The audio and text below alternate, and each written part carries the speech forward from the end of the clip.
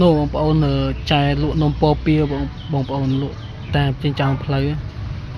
គ្រប់កន្លែងឃើញញរមមកស្រុកមេសាខេត្តបរិវែងឃើញសឹងគ្រប់កន្លែងគាត់ពិបាកបងប្អូនហើយបានគាត់ប្រឹងលក់បងប្អូនបាទដើម្បីកូនណាមួយកូនបើដោះគោផងឬថាស្ពាក់អង្គការទៀតដោយសារយើងរលុយរស៊ីតិចតួចទៅវាខាតធនបងប្អូនវាខាតចឹងគាត់សុខចិត្តដើរលក់តាមចាមផ្លូវនំខ្ចប់តិចតួចចឹងណា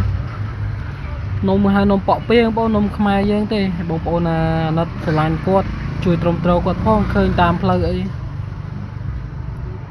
ចង់ដឹងថាជីវិតគាត់ពិបាកបងប្អូនណាមើលកំសត់មែនតើចាំមើលទៅសួរគាត់ទាំងអស់គ្នាមើលតើគាត់លក់ដាច់អត់ចឹង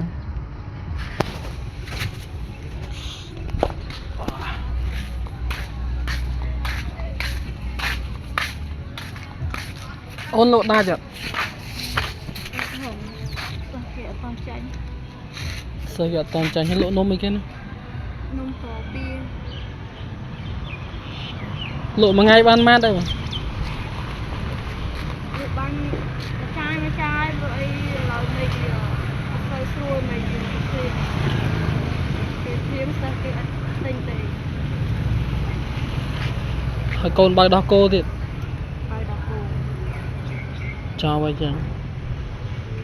នេះបងប្អូននេះនំគាត់លក់តាមចាមផ្លូវ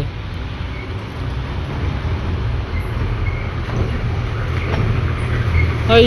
បើលក់បានទៅមានលុយណាបើដោះគោចឹង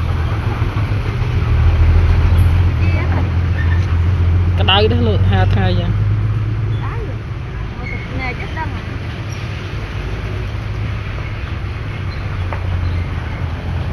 ជីវិតបងប្អូនមិនចេះលេងសើចទេ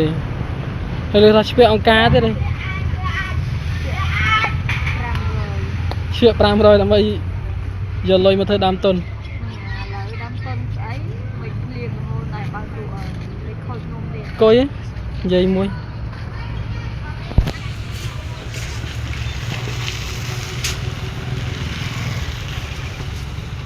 ឃើញអាណិតបងប្អូនណាក្តៅខ្ញុំចេះលេងសើចទេក្តៅមែនទេមានពាក្យអីដែលនិយាយទៅបងប្អូនជួយគ្រប់គ្រងនំ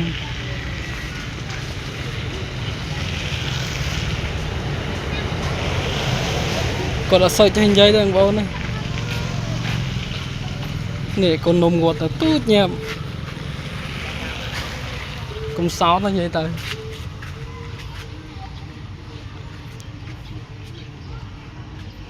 ហើយលក់ម៉ោងម៉ានទៅដល់ផ្ទះវិញអូនម៉ោង5ល្ងាចទៅវិញម៉ោង6ព្រឹកក៏ម៉ោង6អីម៉ោង6ព្រឹកយើងមកលក់ពេលម៉ោង5ល្ងាចយើងទៅផ្ទះ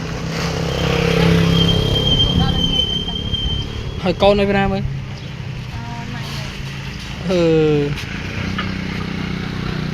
តស៊ូណាបងប្អូនអើយជីវិតហើយចុះអត់ទៅលក់នៅពេញអូនមនុស្សច្រើន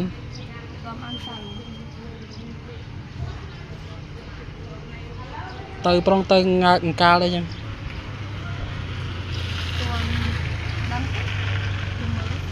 ចឹងមានតែប្រាប់បងប្អូនជួយទ្រាំទ្រយើងដើម្បីមានលុយបើដោះគោ